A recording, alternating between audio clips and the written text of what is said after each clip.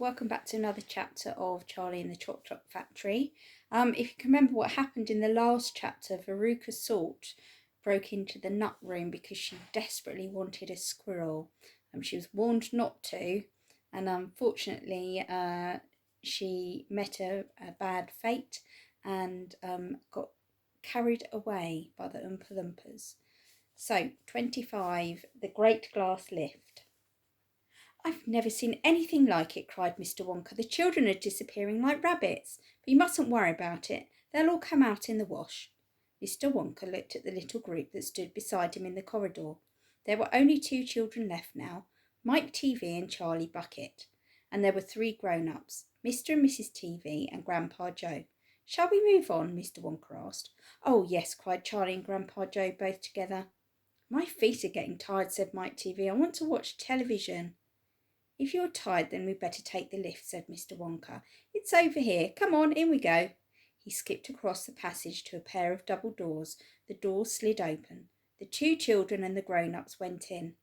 "Now then," cried Mr. Wonka, "which button shall we press first? Take your pick." Charlie Bucket stared around him in astonishment.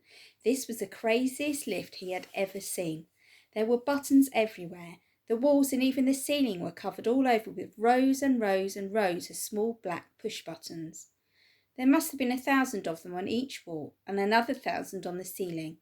And now Charlie noticed that every single button had a tiny printed label beside it, telling you which room you would be taken to if you pressed it. "This isn't just an ordinary up and down lift," announced Mr. Wonka proudly. "This lift can go sideways and long ways and slant ways and any other way you can think of. It can visit any single room in the whole factory, no matter where it is. You simply press the button and zing, you're off." "Fantastic," murmured Grandpa Joe. His eyes were shining with excitement as he stared at the rows of buttons. "The whole lift is made of thick, clear glass," Mr. Wonka declared. "Walls, doors, ceiling, floor, everything is made of glass so that you can see out." "But there's nothing to see," said Mike TV. "Choose a button," said Mr. Wonka. "The 2 children may press 1 button each, so take your pick. Hurry up, in every room something delicious and wonderful is being made." Quickly, Charlie started reading some of the labels alongside the buttons. "The Rock Candy Mine, 10,000 feet deep," it said on one. "Coconut ice skating rinks," it said on another.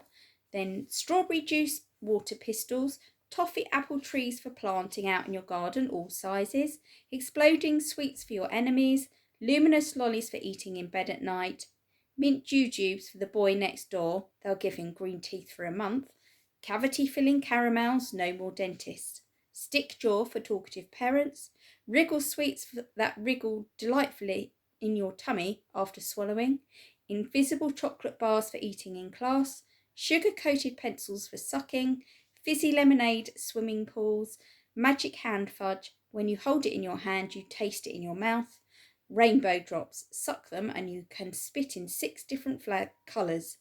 Come on," cried Mr. Wonka. "We can't wait all day." "Isn't there a television room in all this lot?" asked Mike TV. "Certainly there's a television room," Mr. Wonka said. "That button over there." He pointed with his finger. Everybody looked. "Television chocolate," it said on the tiny label beside the button. "Whoopee!" shouted Mike TV. "That's for me." He stuck out his thumb and pressed the button. Instantly there was a tremendous whizzing noise. The doors clanged shut and the lift leaped away as though it had been stung by a wasp. But it leapt sideways, and all the passengers except Mr. Wonka, who was holding on to a strap from the ceiling, was flung off their feet and onto the floor. And you can see a picture there of them in the elevator. Get up, cried Mr. Wonka, roaring with laughter.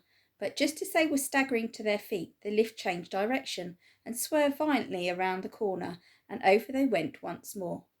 "Help!" shouted Mrs. TV. "Take my hand, madam," said Mr. Wonka gallantly.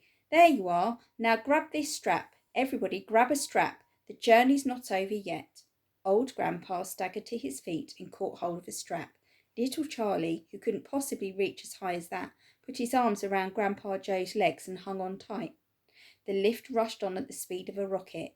Now it was beginning to climb. It was shooting up and up and up on a steep, slanty course as if it were climbing a very steep hill. Then suddenly, as though it had come to the top of the hill, had gone over a precipice. It dropped like a stone, and Charlie felt his tummy coming right up into his throat, and Grandpa Joe shouted, "Yippee! Here we go!" And Mrs. TV cried out, "The rope has broken, we're going to crash!" And Mr. Wonka said, "Calm yourself, my dear lady," and patted her comfortingly on the arm. And then Grandpa Joe looked down at Charlie, who was clinging on to his legs, and he said, "Are you all right, Charlie?" Charlie shouted, "I love it! It's like being on a roller coaster." And through the glass walls of the lift, as it rushed along, they caught sudden glimpses of strange and wonderful things going on in some of the other rooms. An enormous spout with brown sticky stuff oozing out of it onto the floor. A great craggy mountain made entirely of fudge with Oompa Loompas all roped together for safety, hacking huge hunks of fudge out of its sides. A machine with white powder spraying out of it like a snowstorm. A lake of hot caramel with steam coming off it. A village of Oompa Loompas with tiny houses and streets, and hundreds of Oompa Loompa children no more than 4 inches high playing in the streets. And now the lift began flattening out again, but it seemed to be going faster than ever, and Charlie could hear the scream of the wind outside as it hurtled forward, and it twisted, and it turned, and it went up, and it went down, and "I'm going to be sick!" yelled Mrs. TV, turning green in the face. "Please don't be sick," said Mr. Wonka. "Try and stop me," said Mrs. TV. "Then you better take this," said Mr. Wonka, and he swept his magnificent black top hat off his head and held it out, upside down, in front of Mrs. TV's mouth. "Make this awful thing stop," ordered Mr. TV. "Can't do that," said Mr. Wonka. "It won't stop till we get there. I only hope no one's using the other lift at this moment." "What other lift?" screamed Mrs. TV. "The one that goes the opposite way on the same track as this one," said Mr. Wonka. "Holy mackerel!" cried Mr. TV. "You mean we might have a collision?" "I've always been lucky so far," said Mr. Wonka. "Now I am going to be sick," yelled Mrs. TV. "No, no," said Mr. Wonka. "Not now. We're nearly there. Don't spoil my hat." The next moment there was a screaming of brakes, and the lift began to slow down. Then it stopped altogether. "Some ride," said Mr. TV, wiping his great sweaty face with a handkerchief. "Never again," gasped Mrs. TV. And then the doors of the lift slid open, and Mr. Wonka said, "Just a minute now, listen to me. I want everybody to be very careful in this room. There is dangerous stuff around in here, and you must not tamper with it." And that is the end of that chapter. Join me again for the next one.